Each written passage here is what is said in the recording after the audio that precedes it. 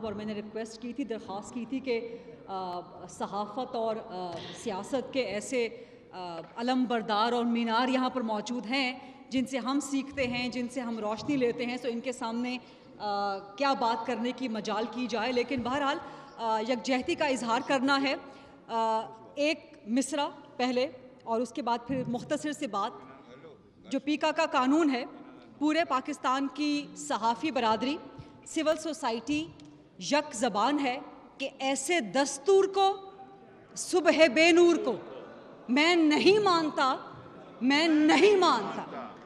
ये एक जुमला काफ़ी है पीका एक्ट या कोई भी काला कानून मंजूर करवाने वालों के लिए। मैंने पहले भी गुजारिश की थी कि आज़ादी रेड लाइन है सहाफ़ियों की, सहाफ़ी बरादरी की। इस आज़ादी पे कोई कंप्रोमाइज़ नहीं किया जाएगा। अगर किसी की भी खुश फहमी या गलत फहमी है कि आज़ादी छीन ली जाएगी या उसको ट्रैम्पल करवा लिया जाएगा, तो ये खुश फहमी, गलत फहमी ये जहन से निकाल दीजिए। हुकूमतें आती जाती रहती हैं, सहाफ़ी वहीं मौजूद है। तमाम सहाफ़ी, बड़े बड़े सहाफ़ी जिनमें से कई शहीद हुए, कई ज़ख्मी हुए, हिरासा किए गए, अगवा किए गए, नौकरियों से निकाले गए, क्या क्या जुल्मों से तब नहीं सहा मर्दों ख़वातीन दोनों ने।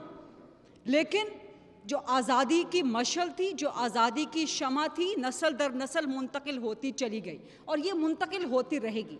मेरे से पहले जितने माशाअल्लाह ज़बरदस्त सहाफ़त के और उसके बाद सियासत के दानिश्वर और दानिशमंद भी जो आएंगे वो गुफ्तगू करेंगे, लेकिन बात को मज़ीद आगे बढ़ाने से पहले मैं मुबारकबाद भी देना चाहूँगी राना अज़ीम साहब को, शकील अहमद साहब को, जो आज बड़ा ज़बरदस्त यहाँ पे इलेक्शन हुआ है और उसमें भरपूर ट्रांसपेरेंसी के साथ उस इलेक्शन के ज़रिए वोटिंग हुई है और उनको मुंतखब किया गया है क़यादत के तौर पे।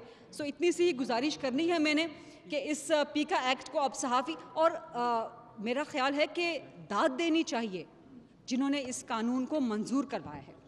क्यों दाद देनी चाहिए? कि वो सहाफ़ी बरादरी जो तकसीम थी उसको इकट्ठा कर दिया, उसको जोड़ के रख दिया इस एक कानून ने। तो किसी की भी वंस अगेन खुश फहमी या गलत फहमी है कि वो इस तकसीम को, इस बज़ाहिर डिवाइड को, जो कि आइडियोलॉजिकल डिवाइड हो सकती है सहाफ़ियों की, इसको इस्तेमाल करके सहाफ़ियों को बांट लेगा, खलीज कर देगा, तो वो चीज़ नामुमकिन है। ये होने नहीं दी जाएगी, ये आज तक कभी हुई भी नहीं। लेकिन इस एक मुद्दे पे, इस एक मामले पे तमाम सहाफ़ी बरादरी, वो इस तरफ की हो या उस तरफ की, सब इकट्ठे हो गए हैं। आज यहाँ पर मौलाना फजलुर रहमान साहब भी मौजूद हैं, महमूद खाना चकज़ई साहब भी मौजूद हैं, सेंट्रल अल्लामा राजा नासिर अब्बास साहब भी मौजूद हैं, असद कैसर साहब तशरीफ़ लाए हैं, शहराम तराकाई साहब हैं, बाकी किसी का नाम अगर मेरे जहन से महव हो जाए तो यहाँ पर भी आपको नज़र आ रहे हैं तमाम अपोजिशन के रहनुमा और दीगर तमाम जगहों पर जहाँ जहाँ इस कानून के ख़िलाफ़ आवाज़ उठाई जा रही है, पूरे मुल्क में तवाना आवाज़ें यकजां हैं इसके ख़िलाफ़। सो इसको आगे ना तो बढ़ने दिया जाएगा। एक चीज़ की वजाहत मैं ज़रूर करना चाहूँगी, क्योंकि हम खुद उसका शिकार हैं, हम सब उसका विक्टिम रहते हैं कहीं ना कहीं। फेक न्यूज़ की कोई भी सहाफ़ी कभी भी हिमायत नहीं कर सकता, ना ही फेक न्यूज़ की हिमायत कर सकता है, ना ही इज़्ज़तें पामाल करने की, ना ही इज़्ज़तें उछालने की। ये बुनियादी सहाफ़ती ज़िम्मेदारी है। लेकिन इसकी आड़ में अगर ये समझा जाएगा कि इन चीज़ों को इस्तेमाल करके, मनफी इस्तेमाल करके मन मर्ज़ी के कवानीन लाए जाएंगे, वो नहीं होगा। और मैं सैल्यूट करती हूँ आप तमाम की इस जिद्दोजहद को, बशमूल जो कायदीन की क़यादत में, कि घुटने टेकने पे मजबूर हो गए हैं। अब कह रहे हैं कि ठीक है जी, हम आपसे मुशावरत भी कर रहे हैं, हम इसमें तरमीम भी ले आएंगे, कोई कानून हतमी नहीं होता, वग़ैरह वग़ैरह। तो ये जिद्दोजहद इसी तरह से चलनी चाहिए और किसी भी सूरत जो आज़ादी है, सहाफ़ियों की रेड लाइन है, उसे अबूर करने की इजाज़त नहीं होनी चाहिए।